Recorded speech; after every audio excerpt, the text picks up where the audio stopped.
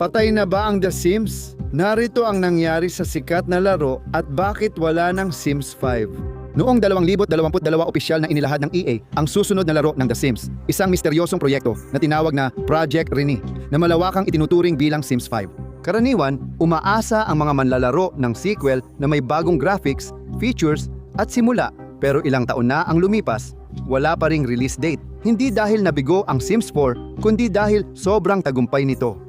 Nagawa ng EA ang perpektong money machine at ang pagtigil nito ay parang pagsara ng gripo ng pera. Para sa iba, ang Sims 4 ay lifestyle na ginastusan ng libo-libo. Kapag sobrang profitable na ang laro, nawawala ang excitement ng sequel at nagiging delikado na ito. Noong 2000 dumating ang Sims na may kakaibang konsepto. Walang boss, walang huling misyon, basta pagbuo ng buhay at pag-e-eksperimento. Simple, nakaka-addict at kakaiba ito sa iba. Gumagawa ang manlalaro ng tao, nagtatayo ng bahay, at kinokontrol ang buhay nila. Mabuti man o magulo, lagi pa ring bumabalik ang mga tao. Ang The Sims ay isa sa pinaka-successful na gaming franchise na may higit 200 milyong nabentang kopya. Mula 2004 hanggang 2014, naglabas ito ng mga sequel tulad ng The Sims 4, ang pinakamalaking hit na nilaro ng higit 85 milyon. Bagamat technically libre laruin ang laro, puno rin ito ng mga oportunidad para i-customize ang iyong Sims at ang iyong mundo. Karamihan dito ay may karagdagang bayad at ginagawang sobrang kumikita ang laro. Para sa tagalikha na si Maxis at sa parent company nitong Electronic Arts o EA, sa ganitong antas ng tagumpay, hindi maiiwasan ang isa pang sequel. Ganyan kadalasan ang nangyayari sa mga video game. Kahit sa mga unang tease, hindi bagong kwento o henerasyon ng Sims ang focus, kundi mga kasangkapan sa pagbuo. Pinanood ng mga manlalaro ang mga video ng pagbaklas at muling pagbuo ng mga muebles. May twist pa, multiplayer. Ipinahiwatig sa mga tease ng Project Rene, pwedeng magtulungan ang mga manlalaro kahit sa build mode na malaking pagbabago sa prangkisang dati solo lang. Nang inilabas ang Sims 4, nasa $40 ang presyo nito, depende sa tindahan. Noong 2022, naging free-to-play na ito, kaya kahit sino ay makakalaro at makakagawa ng sariling virtual na komunidad.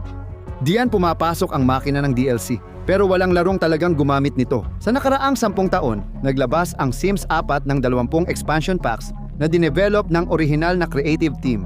Isang taon matapos lumabas ang laro, inilabas ang unang pack na Get to Work na nagdagdag ng trabaho tulad ng detective, doktor, at siyentipiko para sa iyong sim. Ipinakilala rin ang bagong shopping district kung saan pwedeng magpatakbo ng tindahan ang sim mo. Malaking patok ang ideyang pwede nang ipadala ang sim sa trabaho at tuloy-tuloy ang tagumpay nito. Nag-alok ang mga susunod na expansion pack ng pagkakataon para madagdagan ang social options ng iyong sim, lumikha ng mga bago at kapanapanabik na lugar na matitirhan. At pinakaimportante sa lahat, magkaroon ng mga alagang hayop. Nagpakilala ang expansion pack ng mas madidilim na elemento gaya ng mga libing ng Sims, sementeryo at supernatural na bagay. Sa paglipas ng panahon, naging mahalagang bahagi ng karanasan ang mga expansion pack habang lumalaki ang mundo ng Sims at naging kumikita ito para sa EA. Ang mga expansion pack ay ibinebenta sa halagang 20 hanggang $40. At iyan ang diskarte. Sa simula, parang optional lang ang DLC tapos nagiging normal na ito at bigla na lang parang demo na lang ang base game. Hindi lang expansion pack ang paraan para gumanda ang laro. Nagpakilala rin ang The Sims 4 ng Game Pack. Ang mas maliliit na DLC ay nagpakilala ng mga partikular na elemento ng laro at ibinebenta ang mga ito sa halagang $14 bawat isa. Tinututukan nila ang kakaibang bahagi ng kwento. Nagpakilala na ng vampira, asong lobo at crossover sa Star Wars dati. Hindi lang benta ang dahilan kung bakit kumikita ang opsyong ito para sa kumpanya. Higit na mas mura ito kaysa gumawa ng bagong laro dahil ginagamit lang ang kasalukuyang balangkas. Tinatayang ang isang expansion pack ay maaaring umabot ng hanggang $10 milyong ang gastos mula simula hanggang matapos, habang sa isang game pack ay maaaring gumastos ang kumpanya ng mga 3 milyon. Ikinukumpara ito sa karaniwang budget ng IPPA na video game na madalas lumampas sa milyon-milyong dolyar. Hindi lang expansion at game packs ang The Sims 4, meron din itong stuff packs at kits. Maliliit na mga DLC bundle na dinisenyo para mapaggastos ka ng ilang piso ng paulit-ulit. Kapag pinagsama mo lahat ito, makakakuha ka ng isa sa pinakamahal na kompletong karagdagan sa kasaysayan ng gaming. Isama mo pa ang 20 expansion pack, ang laro, mga stuff at kit pack at ang The Sims 4. Ang karanasan ay nagiging $1,000 hanggang $1,500 na libangan para lang sa isang laro. Hindi pa kasama dito ang sales tax, kulang na bundle, paulit-ulit na pagbili sa iba't ibang platform o bagong DLC. Sa oras na lumabas ito, dahil ayaw mong maluma ang lifestyle ng Sims mo. Pero malaking tulong kung may audience ka. Mahigit 200 milyong kopya na ang nabenta, kaya isa ito sa pinakamalalaking gaming franchise. At ang The Sims 4 ang patuloy na kumikita. Patuloy ang paglabas ng expansion at game packs. At ang pinakabago ay Adventure Awaits na inilabas noong Oktubre 2025. Kaya malinaw na ang The Sims 4 ay hindi lang basta lumalaban. Ito ay namamayagpag. Ngunit maaaring hindi ito maganda para sa kinabukasan ng franchise. Karaniwan, sequel ang susunod na hakbang. Para sa EA, ang The Sims 5 ay hindi lang malikhaing desisyon kundi isang reset sa kanilang top business model. At malinaw na ito ang ginagawa ng EA. Ang unang 3 Sims games ay may bagong installment kada 5 taon. Pero ang The Sims 4 mahigit 10 taon na, pero hindi pa rin ito mukhang luma. Napaka-consistent ng mga expansion, kaya halos bawat taon ay may bagong bugso ng nilalaman. Bukas ito sa kahit anong posibilidad, at hindi talaga natatapos ng mga manlalaro ang laro. Dahil sa patuloy na bagong nilalaman, laging bumabalik ang mga tao, kaya tuloy-tuloy ang kita. Kahit libre na ang The Sims 4, mas malaki pa rin ang kinikita nito ngayon. Noong panahon ng lumang ABA Games, bago pa sumikat ang DLC, $60 lang ang binabayad ng tao sa laro at iyon na ang kita ng kumpanya.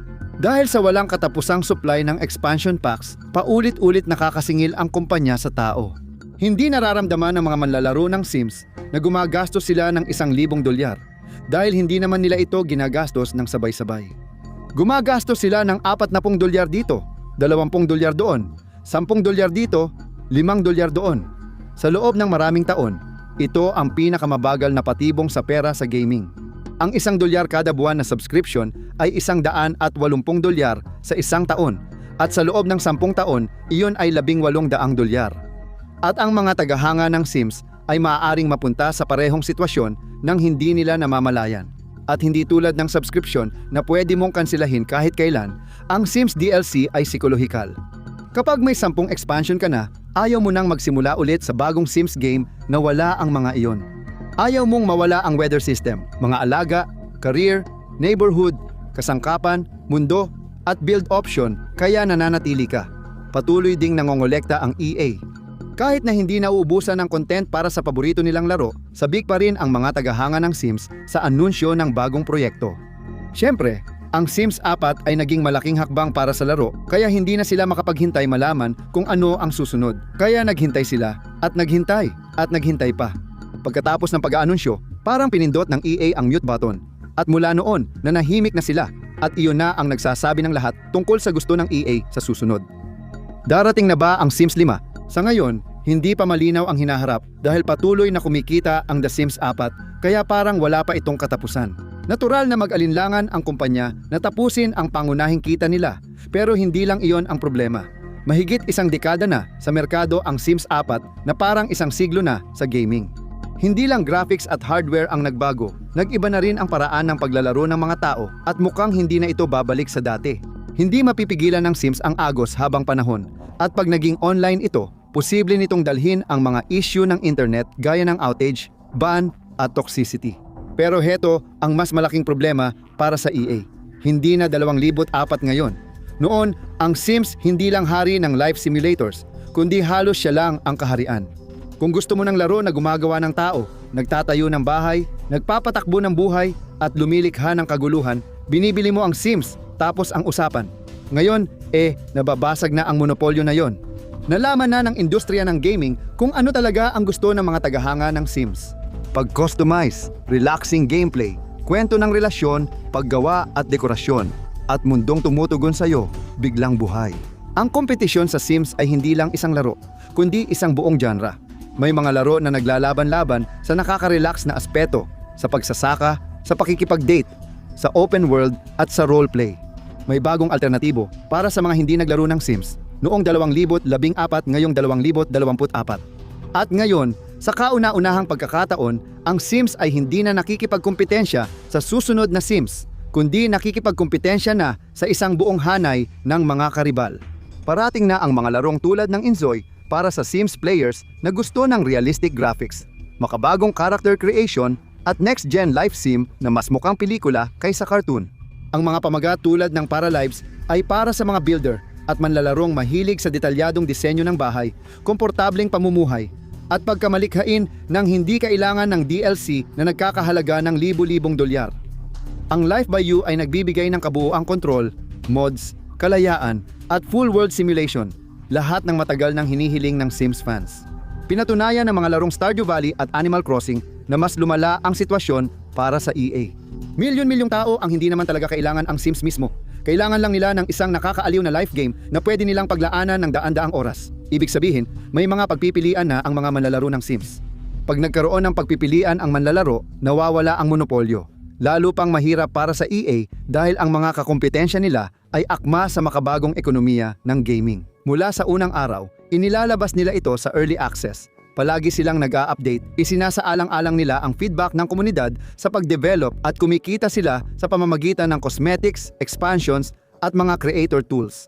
Ibig sabihin, hindi nakikipagkumpetensya ang Sims 4 sa Sims 3, kundi lahat ng lifestyle games na kumukuha ng bahagi ng tagumpay nito.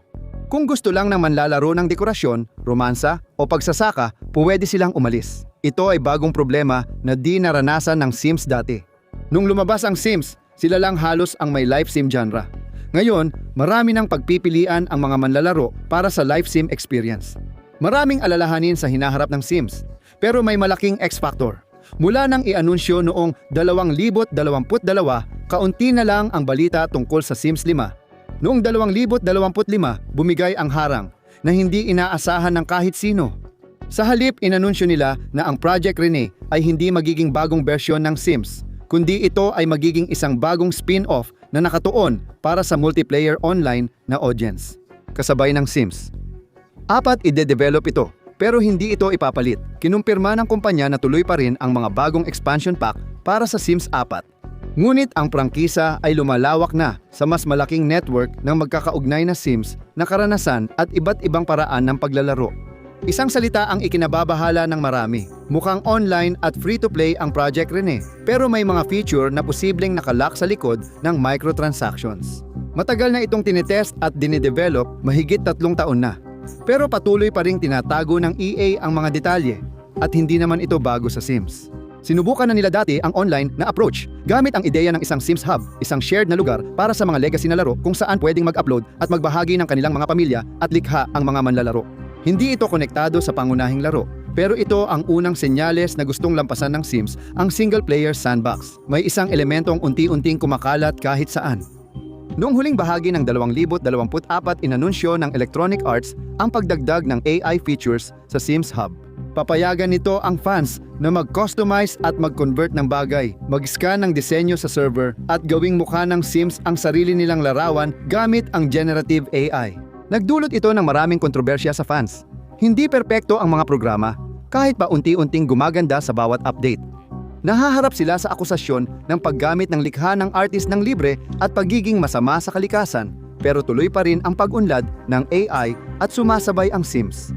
Hindi pa malinaw kung ano ang magiging itsura ng hinaharap ng Sims, pero ang malinaw ay hindi ito magiging katulad ng isang premium na Sims 5. Magkakaroon ba ng traditional na release? Patuloy pa ring nilalabas ang mga AAA na laro at tumataas pa ang mga budget nito. Ibig sabihin, tumataas ang panganib sa bawat bagong release at humahaba ang pagitan ng paglabas ng laro. May franchise tulad ng Kingdom Hearts na naghintay ng 10 taon bago naglabas ng bagong laro at pinuno ang pagitan ng taon gamit ang mga spin-off sa ibang platform. Maaaring hindi pa tamang panahon para ilabas ng EA ang The Sims 5 ngayon. Laging may risk na ang bagong laro ay hindi magustuhan ng fans at mabilis mawalan ng audience. Pero hindi ito problema sa umiiral na laro. Sapat pa rin ang graphics at gameplay ng The Sims 4 kaya walang reklamo ang mga tagahanga. Ang tuloy-tuloy na pagdadagdag ng bagong nilalaman sa pamamagitan ng mga expansion pack ay nagpapasariwa sa laro at patuloy na nagpapasok ng pera. Hindi na kailangan ng malaking gastos sa pagdevelop ng bagong laro kung saan magsisimula ulit ang mga tao. Malamang, mag-iiba ang hinaharap ng The Sims. Ano man ang Project Rene, malamang dadalhin nito ang The Sims sa bagong direksyon. Wala na ang sariling maliit na paraiso mo rito. Sa halip, sasalihan mo ang isang malaking multiplayer na laro kasama ang buong internet. Para sa gustong madaling makahanap ng tunay na kaibigan sa Sims, posible nilang makamit ang pangarap na ito. Malamang may malaking disbentaha ito, tulad ng mas maraming pay-to-play na tampok. Hindi rin ito para sa lahat at baka iyon talaga ang pakay. Isa ang Sims sa pinakamalalaking prangkisa sa kasaysayan ng video game at hindi pa ito matatapos. Dahil dito, baka sobra na itong lumaki para sa larong tinatawag na Sims 5. Aabutin ng ilang taon bago makalapit ang isang bagong laro sa lawak na narating ng Sims 4. At anuman ang direksyong tahakin nito tungkol sa pagtanggap ng multiplayer at AI o pag-iwas dito, hindi nito mapapaligaya ang lahat. Sa halip na ilaan ang lahat ng puhunan sa isa lang, bukas ang prangkisa na subukan ang iba't ibang direksyon at alamin kung ano ang gusto ng mga tagahanga. Sa 2026 at mga susunod, hindi na ibinebenta ng Sims ang sequel, kundi sinusubukan nitong manatili sa buhay mo habang buhay. Hindi lang ito ang larangan kung saan maaaring magdulot ng kaguluhan ang AI. Tingnan mo ang totoong dahilan kung bakit tumataas ng sobra ang presyo ng RAM at lalo pang lumalala, o panoorin mo na lang ang video na ito.